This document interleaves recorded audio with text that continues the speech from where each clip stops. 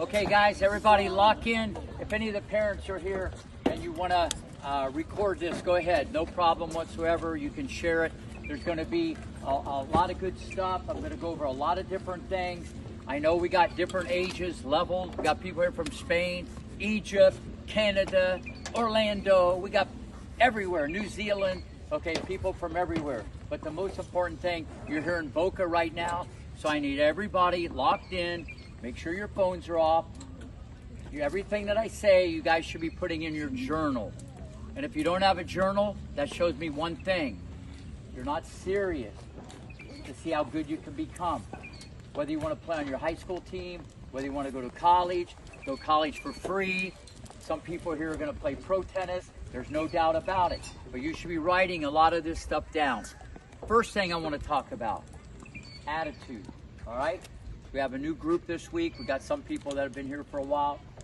The best of the best, listen, of all the rest, in any sport, they're the most positive creatures that ever walked the face of the earth. Pay attention. You don't even be talking to your friend. You can do that when I'm done. Some of you guys are hearing, but you're not listening. Listen to what I just said. I'm just telling you the wild card. You can't see it, you can't feel it, you can't smell it, okay? They're the most positive creatures ever. Alcaraz, Joe, you have no idea. You have no idea. That's how they handle problems. That's how they handle failure. I hope you guys are listening, because I just see a lot of negativity out here. You guys don't handle your mistakes well. You don't handle problems well. You got to flip it. That's number one. Number two, when you guys get upset, okay, if you're going to show you're upset, all I'm saying about that, your opponent's going to say they're upset. I made them upset, okay? And you're going to empower your opponent, even though they could be upset also. Pay attention. Some of you guys aren't paying attention. Besides that alone, you're motivating the person on the other side. You're going to get tighter. You're going to feel a lot of anxiety. Unless you can go back to that fence or that fence, flip it in your mind. You got 20 seconds to make it like it happened 20 years ago, and you come out of that fence, okay, like the great Maria Sharapova. I'm just telling you, this girl was the mentally strongest player for her ability that I ever worked with. Crazy. She's like in a bubble. Even at your age, she was there. Every point. Even if she lost 1-1, every point, she empowered herself. And I need you guys to do that. When you do something good out here, celebrate it. I mean, you don't have to have like a birthday party. I didn't mean that. But feel good about yourself when you do something good. Because a lot of you guys feel bad about it when you do something bad. You got to motivate yourself. You might want Chase or Chris or whoever to motivate yourself. Empower yourself. Feel good about yourself. It's called believing. You've got to keep that belief. And it's hard when you got a lot of stuff going on. This is mind control. This is mind control. This is where you guys can improve the most mentally. Because you've heard me say this over and over again. The only thing you got control over, besides maybe the toss on your serve, is what? Your attitude. Who said that? T-shirt. The only thing you got control over is your attitude.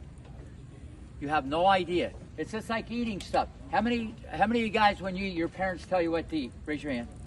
They want you to eat good stuff. I got a question. Why don't you put good stuff in your head? You put good stuff in your mouth. You're supposed to put good stuff in your mouth because it's good for you, right? None of you guys are going to start eating grass. I know Djokovic eats grass. He's a goat. That's different. He doesn't eat it all the time. You're not going to pick up a stone or dirt. You're going to put good things in your mouth. Why don't you put good things in your head? And listen to guys like the one in front of you. Put powerful things in your head. Don't be around negativity. Don't even be around negative people. Don't listen to negative stuff on the news. Read. How many of you guys read books? Raise your hand. Good. Read positive books. Put stuff in. The best way to get smarter is what? Listen to people smarter than you. You don't need to be around knuckleheads, okay? Empower yourself. It's so simple. It's difficult, but we let everything else control us. Okay, that's a little bit of mental stuff. I want you to write it down. This is more for the people that are like 12 and up, or even you younger ones, but people that are in tournaments, nationally ranked, whatever. And I've told this story once before, but I got to tell it again. It's beyond amazing. We're at the other facility. There's 3 courts like this. Venus Williams, Serena Williams, and another player. Venus was 13, Serena was 12, and the girl on the end was like, I think, 18. And she was already 180 in the world on the Pro Tour. So you got bing, bing, bing. Then you got a guy like Chase serving to Venus, okay? Guy like Chase serving to Venus, and then her dad was serving to her on the end court, okay? I don't want to name the player. Her brother did get to the finals of Wimbledon, so they know what's going on. So Venus and Serena were standing here. Remember, they're 12 and 13. They're standing here to return serve, both of them, okay? And they're like little munchkins like you guys, okay? And the other girl on the end court, I'm not saying it's wrong, she's standing almost at the fence, okay? She's about that far from the fence. So here we got a guy serving. He's like 500 in the world on the Pro Tour, okay? Lefty, just serving as hard as he could from the service sign, okay? Venus is on this court. Balls are going that way. Balls are going that way. Couple go over. They're going in the net. Arms going this way. Legs going that way. Beads flying off her head. Serena's on the other court. A lot of times she's swinging and missing, but every single time, I'm not backing up. I'm playing the ball. Mistake after mistake after mistake. So you're looking from the side, and we had all these agents. Those are people who like represent players on the tour, and parents, and other coaches. There's like 10 people watching. The girl on the end, I swear to God, out of 100 balls, she never missed one. Her dad would serve it. It hit the court. By the time it got to her, it was probably a blistering 10 miles an hour. But she's back here like, boom, boom. So if you're looking at this picture, you're going, well, that's a hamburger, and that's a filet mignon down there. The girl's a machine. So all these people, even people in tennis that know what's going on, they go, oh, the girl doesn't miss a ball. She doesn't miss a ball. The one on the end, the moral of the story is, the degree of difficulty with these 2 girls, okay, and the quality of ball that was coming from the coach was a totally different level, and they were 12 and 13, and the time element was different. And so what the illusion was, when I came off the court, they're not really that good. They're not really that good. Look at, they don't put the ball in the court.